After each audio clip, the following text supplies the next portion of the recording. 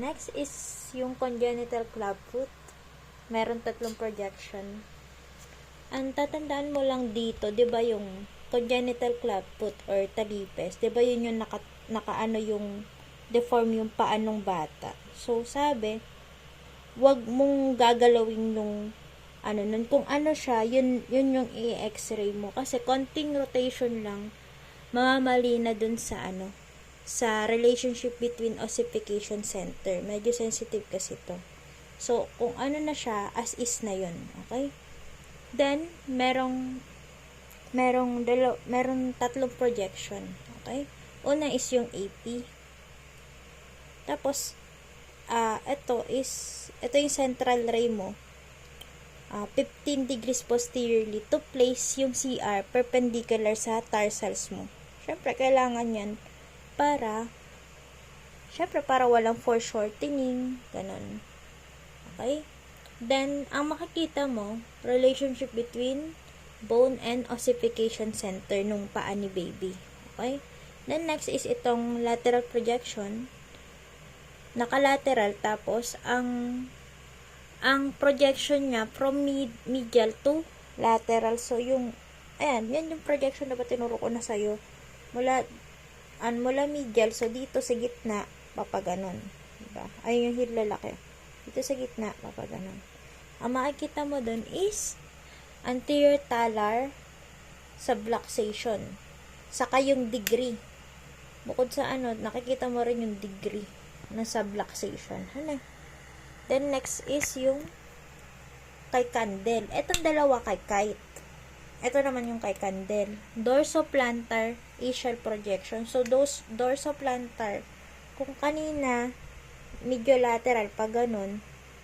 Ito naman, dorsoplantar. Ito yung dorsum ng paa, diba? Ito yung plantar. So, mula dito, papaganon. Yan, dorsoplantar. Pag ganyan yung projection, tapos meron pang ischial, meron pang central ray. So, ito. Okay? Ang central ray niya, kasi ischial siya, is 40 degrees posteriorly. Okay? Then, anong papagawa mo kay baby? Si baby, nakalin forward, tapos yung plantar surface niya against the IR. So, nakatapak si baby sa IR. Ayun yung paa ni baby. Ayan. Ayan, ito yung IR mo. Katapak siya dyan. Tapos, nakalin forward. Medyo nakaganon siya. Ayan. Nakaganyan siya. Tapos, yung central ray mo, 40 degrees, posteriorly. 40. Posteriorly. Okay, ayun. Then, ano makikita? Atong structure show niyan. Suroplantar projection of congenital clubfoot. Okay? Tapos, meron niyang recommendation. Ayan. Ito, dito sila nagtatanong Marami mo nabasa. Recommendation ni Freiberger, Hirsch, and Harrison. Sabi nila, yung central ray is dapat 35, 45, and 55 degrees. For demonstration of sustentaculum talar joint fusion. Kung nagdikit na ba. Okay, kailangan ito yung central ray.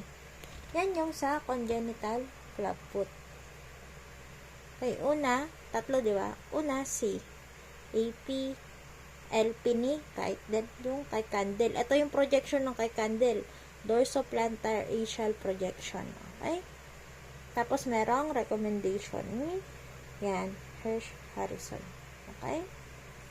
Then, next is itong sa calcaneus. Diba? Ito yung calcaneus, sabi. Sa calcaneus, merong batas. So, merong law. May isang LP, may dalawang APAP, may dalawang weight bearing. Okay? So, unahin na natin yung LP. Diba, ang natin dito, si CA, ayun kasi yung structure shown. Mahilig mag-ML. So, sa lateral projection, mediolateral, ibig sabihin, kung ito na naman yung mediolateral, pag ganito na naman, pansin mo laging mediolateral, no? Mula sa gitna, papuntang labas, lateral. Tapos, ang makikita mo, calcaneus, ankle joint, saka sinus tarsi. CAS. Yan ang makikita mo, CAS. Then, next is itong AP-axial. So, naka-AP, tapos naka-axial. Ay, paano mag-apical ng ng foot? Ito lang yan. Pag AP, ito lang dalawa. Planto-dorsal or dorso-plantar. Pag planto-dorsal, ito yung plantar, di ba? Yung baba, yung talampakan. Pataas, planto, papunta sa dorsum sa taas. Yung isa naman, baliktara, papunta dito. Okay? So, kapag ka daw, pataas. Pag daw planto-dorsal, yung central ray mo, 40 degrees sepalad. Okay? Dito naman, pag dorsoplantar, 40 degrees, caudad naman. Okay? Paras lang sila ng makikita na subtalar plus calcaneus. Pero dito sa dorsoplantar, may kasama siyang sinus tarsi. Dito wala. Dito lang makikita si sinus tarsi. Okay? Paras lang silang ganyan. Paras silang 40. Okay? Gets? Then next, ito naman, sa weight bearing. Ito, medyo bago yung nila, yung projection. Ito, dorsoplantar, para ganito, dorsoplantar axial projection. Okay? Tapos may pangalan siya, kay Lilienfeld siya. Weight bearing, kilala rin siya as weight bearing coalition method. Okay? Ito yung 45, ang nila pares, 45. Ito din 45. Pero, caudad tapos medially. Okay? Ito naman, walang pangalan to kung ano. Basta weight bearing din siya. Ano naman to? Lateromedial oblique projection. Lateromedial oblique projection. So, naka-lateromedial na, tapos naka-oblique pa. Okay?